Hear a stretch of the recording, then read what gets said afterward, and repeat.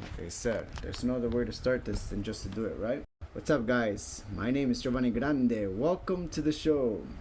Today, I'm gonna be drinking a nice, cold, refreshing cup Janai. Not a cup, but this is a big can, a big pot, small pot of delicious chai Indian latte. Latte? No, it's not a latte. It's just a drink, iced. Right now, I'm in Japan and it's scorching hot. If you know about Japan, then you know that summers are brutal here.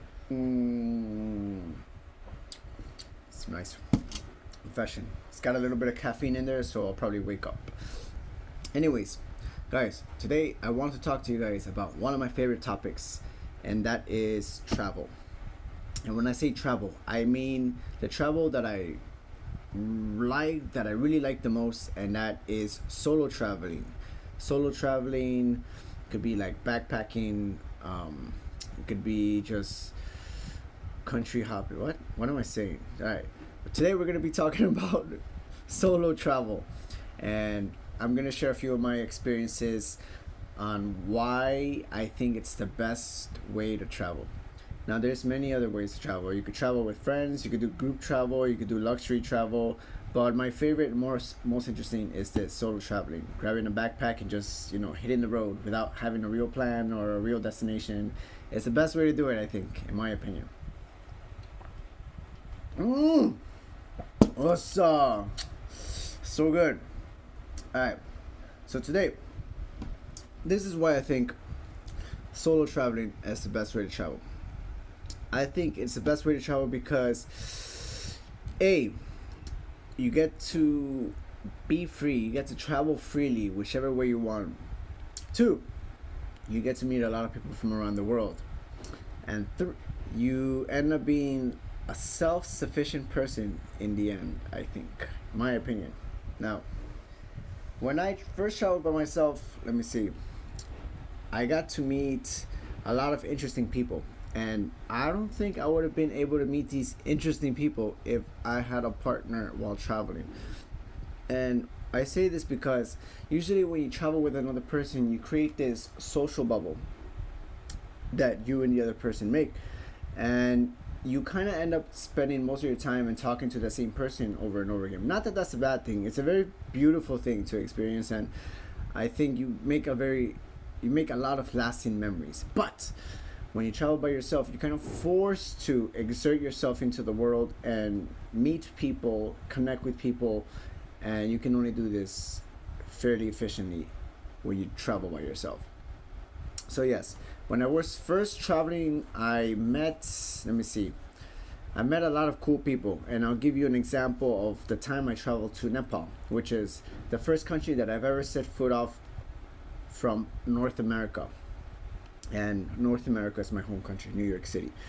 But yeah, so I went to Nepal, and I didn't know anybody during this time. I didn't have any plan. I didn't know what to do once I got there.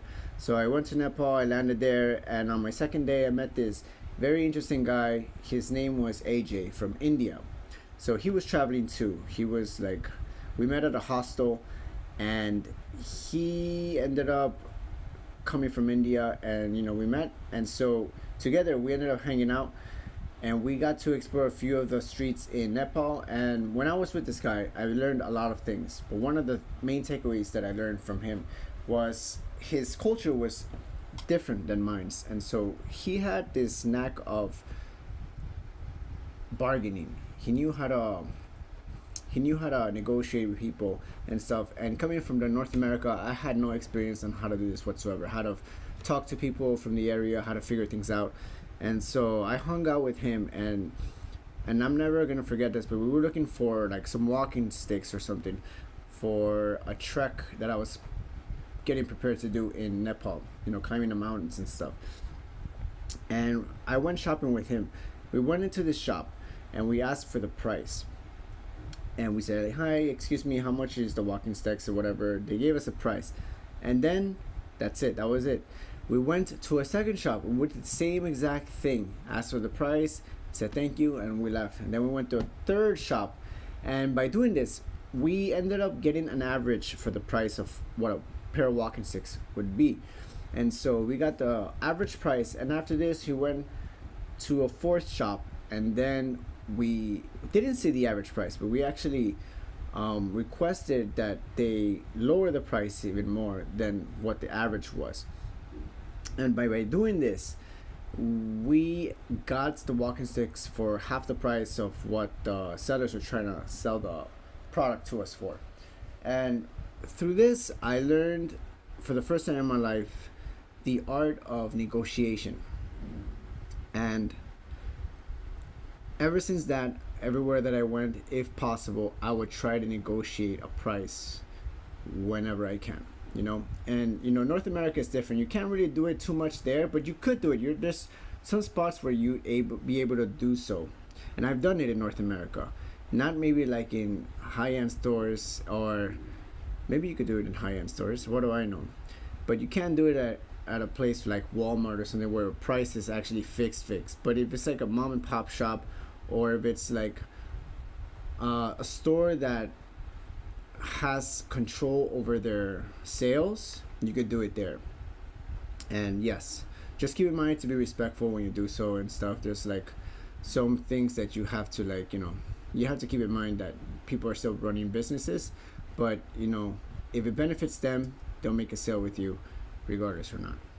Yes, so that's my thing that I learned while traveling by myself. Long story, but yeah. Anyways, the second thing that I'd like to talk to you guys about was the fact that you guys get to meet a lot of different people. And with that comes a lot of different adventures.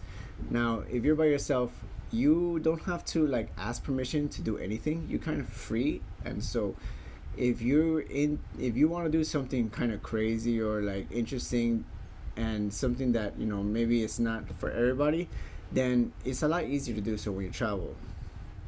And I give you one experience. It was one time when I was traveling in India, and I ended up being at this very hippie beach. So I got to hang around a lot of different people and a bunch of hippies. And I got invited to this dance party, and this dance party was it was called ecstatic dance. So pretty much ecstatic dance is a dance where you go to a place, usually a cool place, and you pretty much hear music and you dance as freely as you want to be.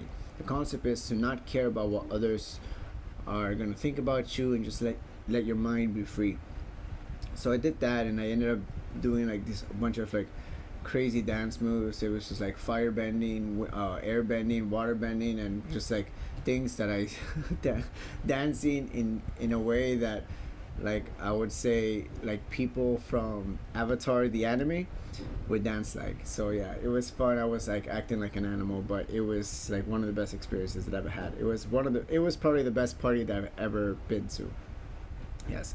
So yeah, so when you're traveling by yourself, you get to do whatever you want, and I think that's one of the best things possible, just to do whatever you want, to be free.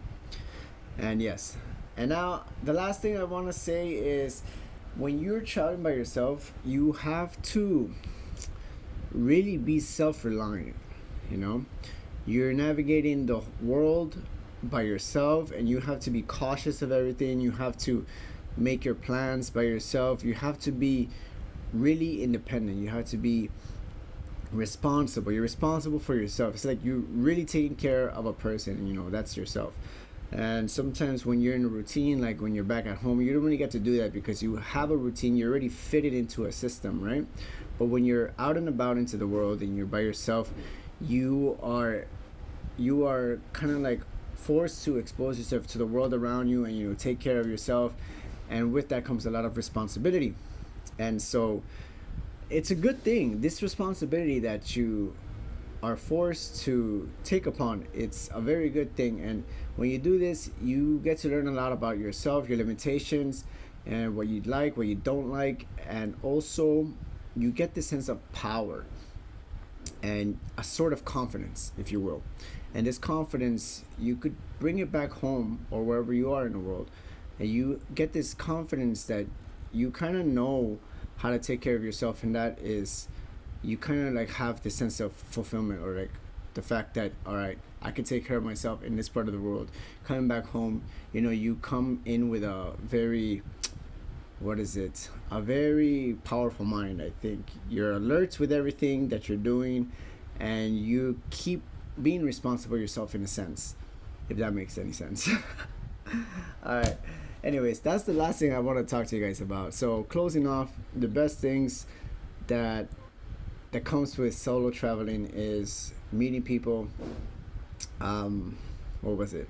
Meeting people, learning new things from other people, and also this resilient responsibility for yourself, confidence that comes with it. Yes. Anyways, I'm gonna close out the video with that. If you guys have any questions about travel or any advice that you guys like to give and share with other people, let me know. Put it in the comment section down below so I can read it. And yes, I hope you guys, if you guys are thinking about doing some solo travel, I highly recommend you to do so. It's one of the best things in the world to do, solo travel. All right, guys, peace, sayonara, farewells from Japan. ありがとうございます。聞いてくれてありがとうございました。はい、またよろしくお願いします。さよなら。